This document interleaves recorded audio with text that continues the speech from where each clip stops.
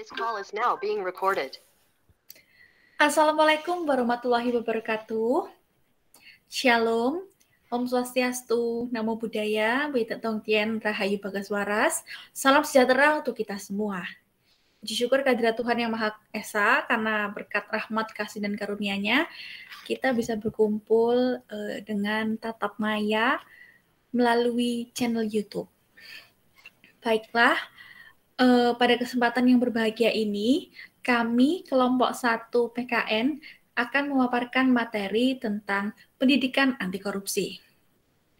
Adapun kelompok 1 terdiri atas yang pertama, Natasha Mai Vanessa, NIM 004, yang kedua Muhammad Syufa Sadila, NIM 007, yang ketiga Yurike Indasari dengan NIM 010, yang keempat Angelika Wahyu dengan NIM 021, yang kelima Saidah Nurul Arafah dengan NIM 026.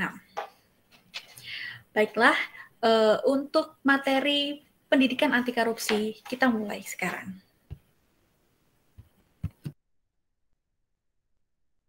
Baik, terima kasih atas waktunya moderator. Pada peta konsep, timbulnya latar belakang menjadikan perspektif sebuah sejarah korupsi. Dengan adanya korupsi, muncullah berbagai penyebab yang membuat tindakan korupsi terjadi. Sehingga berbagai usaha pemberantasan korupsi dilakukan dengan strategi memberikan pendidikan anti korupsi di setiap jenjang pendidikan. Selanjutnya,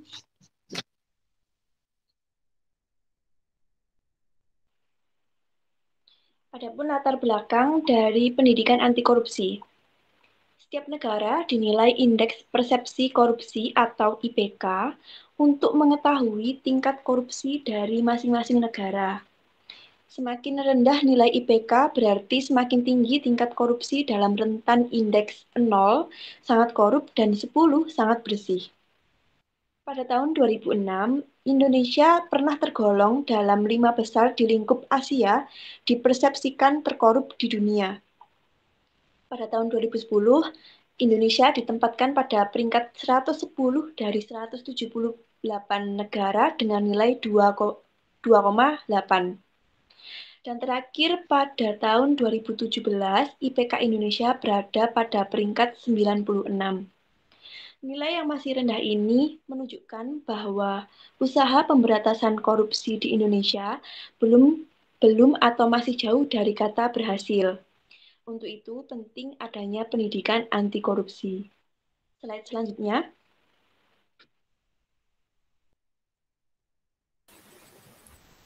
Definisi korupsi. Korupsi berasal dari bahasa Latin yang merupakan perpaduan dua kata, yaitu com, artinya bersama-sama, dan rumpere, artinya pecah atau jebol. Dapat dikatakan, korupsi merupakan perilaku tidak jujur yang dilakukan karena adanya kesempatan dan mempunyai kewenangan. Istilah korupsi memiliki arti yang sangat luas, seperti penyelewengan atau penggelapan uang negara atau perusahaan sebagainya, untuk kepentingan pribadi atau orang lain. Dari berbagai pengertian yang dipaparkan, korupsi merupakan perbuatan yang merugikan negara yang mempunyai implikasi yang sangat serius dalam seluruh sektor kehidupan. Selanjutnya.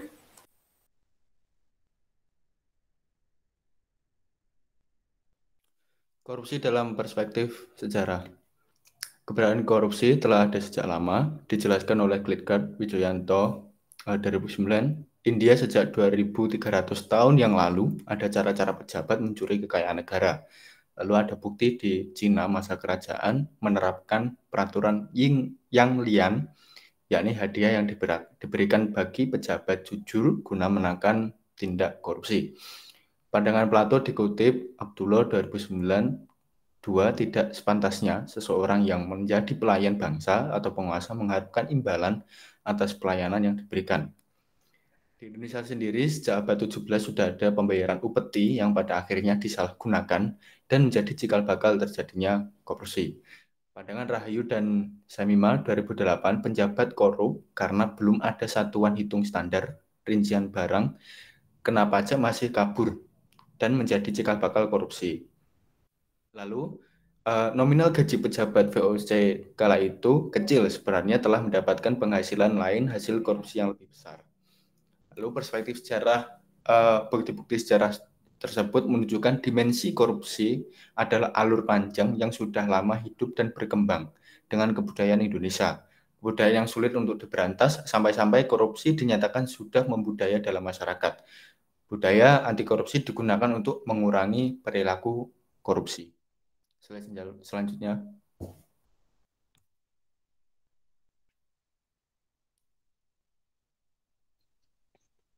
Penyebab tindakan korupsi terjadi karena dua faktor. Yang pertama, faktor internal merupakan dorongan dari diri sendiri, layaknya kemauan, hasrat, kehendak. Dan yang kedua, faktor eksternal, yakni stimulus dari luar seperti lemahnya pengawasan, peluang yang ada, ajakan atau dorongan dari orang sekitar. Hal senada juga dijabarkan oleh Darmawan et al. Titik, yakni korupsi muncul karena adanya motif, opportunity, dan means. Artinya ada niat, peluang, dan sarana untuk melakukan pandangan tersebut. Lebih banyak dipertimbangkan pada aspek psikologis dan kepribadian. Karena melihat dari sisi kemampuan seseorang untuk menahan diri dari keinginan atau pengaruh luar, seseorang tidak akan melakukan korupsi meski rangsangan dari luar begitu kuat karena mempunyai pertahanan psikologis yang kuat pula. Merujuk pada pangkal tolak pengalaman Pancasila, kondisi yang demikian dinamakan kemampuan mengendalikan diri. Slide selanjutnya.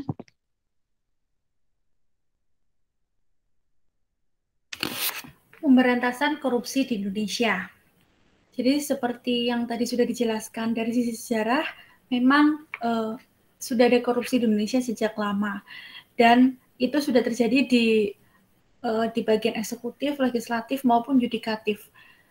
Nah, padahal korupsi itu sudah dilarang dan dalam pasal 2 ayat 2 Undang-Undang Nomor 31 tahun 1999. Junto UU Nomor 20 tahun 2001 mengatur perihal faktor pemberatan pidana terkait tindak pidana korupsi versi pasal 2 ayat 1. Faktor pemberatan yang dimaksud ialah, pertama, tindak pidana korupsi dilakukan terhadap dana yang diperuntukkan bagi penanggulangan keadaan bahaya. Kedua, tindak pidana korupsi dilakukan terhadap dana yang diperuntukkan bagi penanggulangan bencana alam nasional. Yang ketiga, tindak pidana korupsi dilakukan terhadap dana yang diperuntukkan bagi penanggulangan akibat kerusuhan sosial yang meluas. Yang keempat, tindak pidana korupsi dilakukan terhadap dana yang diperuntukkan bagi penanggulangan krisis ekonomi dan moneter. Atau yang kelima, tindak pidana korupsi dilakukan sebagai pengulangan tindak pidana. Nah, yang tadi adalah faktor-faktor yang akan memberat hukuman untuk orang yang korupsi. Namun, sepanjang ini sudah dikatakan tadi IPK Indonesia juga masih sangat rendah, artinya pemerintah belum berhasil memberantas korupsi dengan tuntas. Akibatnya, banyak masyarakat yang tidak percaya, tidak patuh, dan juga tingkat kemiskinan terus meningkat. Maka dari itu, untuk tipe korupsi aktif, ada yang pertama perseorangan dan korporasi, yang kedua pegawai negeri, yang ketiga penyelenggara negara, yang keempat hakim, dan yang kelima advokat. Salin dia selanjutnya.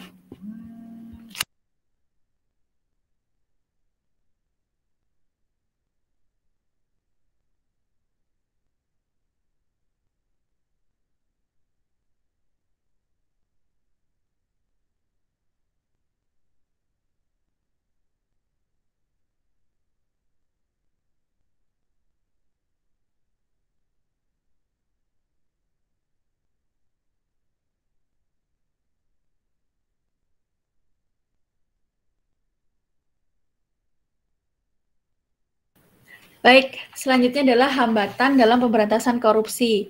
Ada beberapa hambatan yang mungkin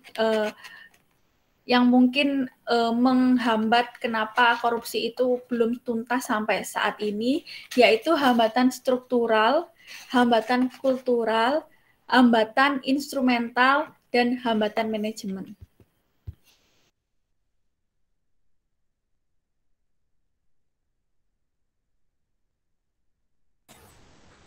Strategi pemberantasan korupsi.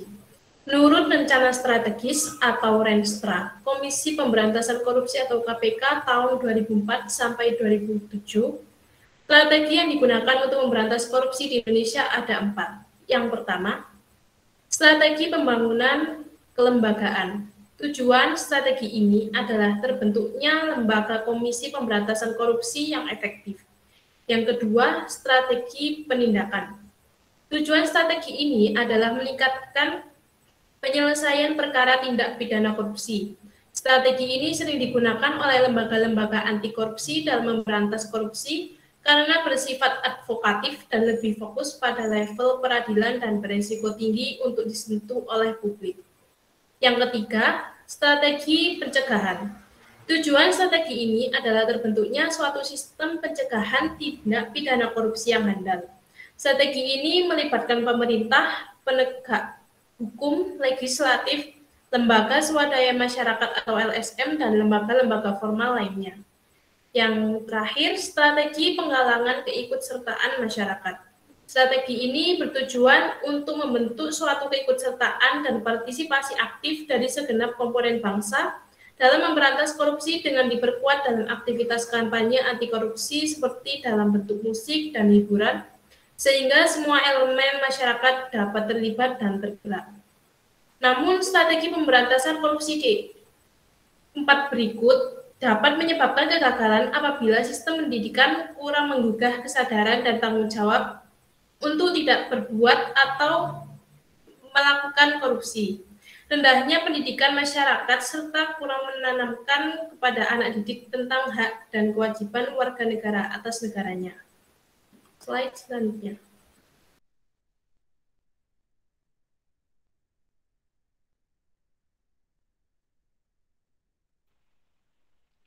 Adapun tujuan dari pendidikan anti korupsi sebagai penguat karakter bangsa.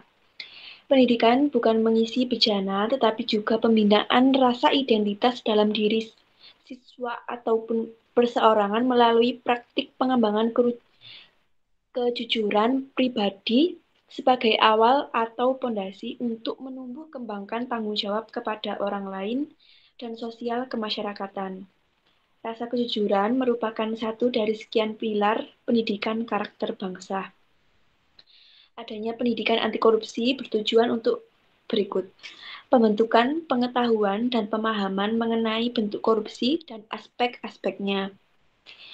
Kedua, pengubahan persepsi dan sikap terhadap korupsi, dan pembentukan keterampilan dan kecakapan baru yang dituduhkan untuk melawan korupsi. Selanjutnya ada model pendidikan anti korupsi. Dengan adanya model ini bertujuan untuk memberikan vaksin kepada pelajar dari bahaya kejahatan korupsi yang dalam jangka panjang melindungi generasi muda. Lalu ada model-model dari para ahli, yaitu model Glickard, John S. Dequa, Bank Dunia, Hong Kong SAR. Nah, dari model-model ini dapat disimpulkan beberapa poin, yaitu yang pertama, berbasis kebijakan pemerintah. Negara harus memiliki pemerintahan yang mampu menegakkan peraturan perundangan, mampu menegakkan internal yang kuat dan ketat, mampu membatasi diskresi kepada pejabat publik. Lalu yang kedua, penegakan hukum, meningkatkan akses untuk pendeteksian, meningkatkan atau mempererat hukum bagi koruptor, mengurangi kesempatan atau peluang bagi pejabat untuk memperoleh keuntungan dari setiap transaksi. Yang ketiga, kegiatan pembelajaran di sekolah, mencakup beberapa aspek, yaitu aspek kognitif, bekal pengetahuan, dan pemahaman kepada siswa tentang bahaya korupsi sehingga mereka memiliki komitmen untuk memberantas korupsi. Lalu ada aspek afeksi, pembentukan sikap, kesadaran, dan keyakinan bahwa anti korupsi harus dilakukan dalam berbagai bidang kehidupan masyarakat. Lalu ada aspek psikomotorik, memberikan keterampilan dan perilaku kepada siswa bagaimana mengenali korupsi. Lalu poin yang terakhir adalah strategi pendidikan anti korupsi dengan cara mengintegrasikan beberapa nilai dan perilaku anti korupsi ke dalam pengembangan materi, metode, media, dan sumber belajar pada setiap mata pelajaran sebagai pijakan, seperti pelajaran agama, pendidikan kewarganegaraan, ilmu pengetahuan sosial. Lalu pengembangan berbagai bentuk kegiatan kesiswaan, pembiasaan perilaku di kalangan warga sekolah. Lalu untuk yang di jenjang pendidikan dijelaskan oleh Saudara Angelika. Baik, seperti kita ketahui bahwa di Indonesia ada tingkatan atau jenjang pendidikan yaitu SD, SMP, SMA, dan perguruan tinggi. Dalam setiap jenjangnya, pendidikan anti korupsi itu sangat penting untuk dilakukan sebagai salah satu upaya preventif atau pencegahan jangan sampai di kemudian hari anak-anak Indonesia, generasi muda Indonesia nantinya tidak melakukan korupsi lah, intinya itu tujuan dari pendidikan anti korupsi. Maka dari itu biasanya pendidikan anti korupsi dimasukkan ke dalam pendidikan agama, pendidikan kewarganegaraan, dan pendidikan ilmu pengetahuan sosial. Jadi keunggulan PAK ini jika diintegrasikan dalam mata pelajaran agama, PKN, dan IPS, maka dalam strategi pembelajaran bisa dibuat tematis sehingga ketiga pelajaran akan membahas masalah yang sama dan menggunakan sudut pandang karakteristik pada mata pelajarannya masing-masing. Selanjutnya. Baiklah, itu tadi pemaparan dari kelompok 1. Kesimpulan dari pendidikan anti korupsi, materi pendidikan anti korupsi ini adalah korupsi merupakan suatu tindakan yang merugikan banyak pihak. Oleh karena itu, korupsi harus diberantas. Namun dalam pemberantasan korupsi banyak hambatan yang harus dihadapi dan ketidakmampuan pemerintah untuk memberantas korupsi membuat rakyat kehilangan kepercayaan.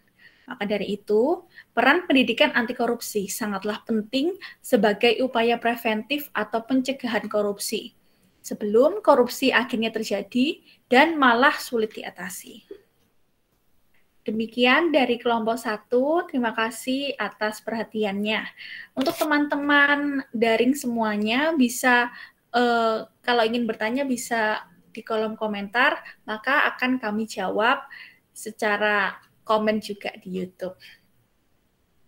Akhir kata, saya, Angelika, dan teman-teman kelompok 1 mengucapkan terima kasih sebanyak-banyaknya. Sampai jumpa di lain kesempatan.